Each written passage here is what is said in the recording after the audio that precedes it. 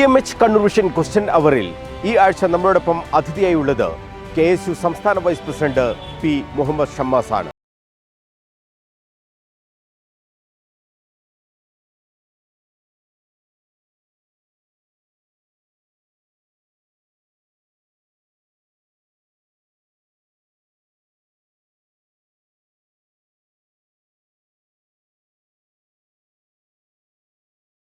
KSUവിനെ ഗ്രൂപ്പിനതീതമായി മുന്നോട്ട് കൊണ്ടുപോകുക എന്ന ലക്ഷ്യത്തോടു കൂടിയാണ് പ്രവർത്തനങ്ങൾ നടക്കുന്നത്. പോരായ്മകളുണ്ടെങ്കിൽ അതൊക്കെ തന്നെ പരിഹരിക്കാൻ കെൽപ്പുള്ള നേതൃത്വമാണ് ഇന്ന് സംഘടനക്കുള്ളതെന്നാണ് P. മുഹമ്മദ് ഷമ്മാസ് വ്യക്തമാക്കുന്നത്. ഗ്രൂപ്പ് അതിപ്രസരമൊന്നും ഇപ്പം KSUവിനെ സംബന്ധിച്ചില്ല.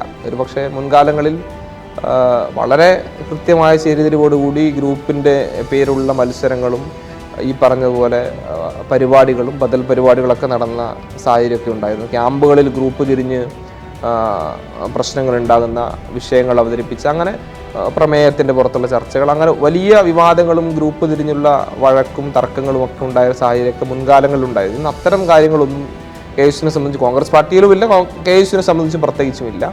SFIയെ സംബന്ധിച്ച്